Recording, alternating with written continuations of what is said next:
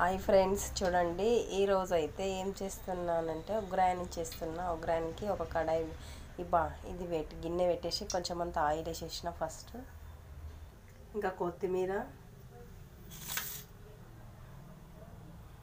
Onions, tomatoes, ఇవి chillies friends.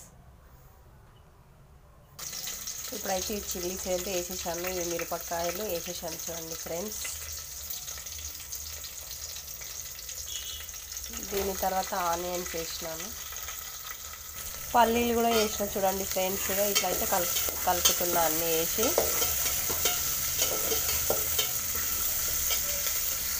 ఇక జీలకర్ర కూడా వేసిన చూడండి ఫ్రెండ్స్. అల్లం వెల్లిపాయ పేస్ట్ వేసిన. ఇట్లా కలుపుకోవాలి దీన్ని బాగా.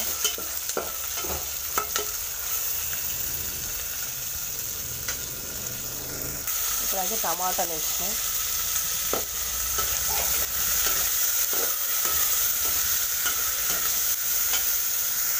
ఫ్రెండ్స్ పసుపు అయితే వేసేసాను.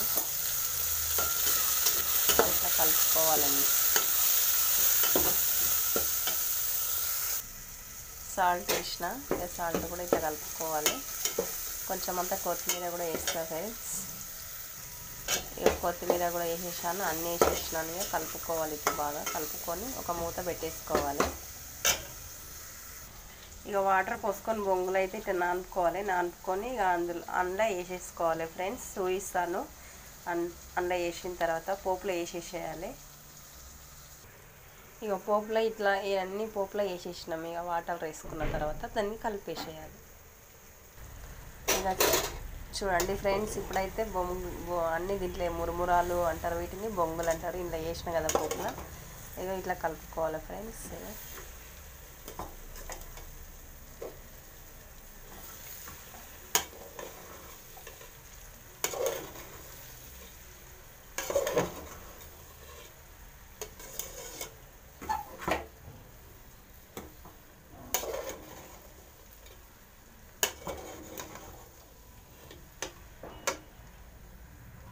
ఇక కలుపుకున్న తర్వాత ఉగ్రాయన్ అయితే ఇట్లా అయింది. కొద్దిసేపు మగ్గనిచ్చిన తర్వాత ఇక తినేయడం. మా ఫ్రెండ్స్ చూడండి, ఉగ్రాయన్ అయితే చాలా డెడ్ ఈజీ, అందరూ చేసుకోవచ్చు.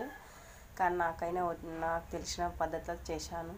నా వీడియోకి ఒకసారి లైక్, షేర్, సబ్స్క్రైబ్ కూడా చేయండి ఫ్రెండ్స్. లైక్ కొట్టండి మర్చిపోకండి ప్లీజ్. మరి ఇక 5 minutes మగ్గిన తర్వాత తినేయడమే. ఇక మూత అయితే పెడుతున్నా చూడండి. ఇక మొత్తానికి ఉగ్రాయన్ అయితే రెడీ అయింది చూడండి ఫ్రెండ్స్. ఇదే తిని మీకు టేస్ట్ చూపిస్తాను ఎలా ఉందో.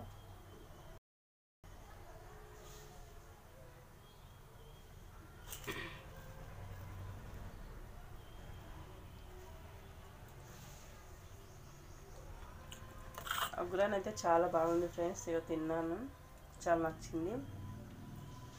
మీకు నచ్చినట్లయితే లైక్, షేర్, సబ్స్క్రైబ్ చేసుకొని సపోర్ట్ కూడా చేయండి మాకు. మీరు కూడా ఇట్లనే చేసుకోండి ఫ్రెండ్స్ మీ ఇళ్ళల్లో. బాయ్ మరి.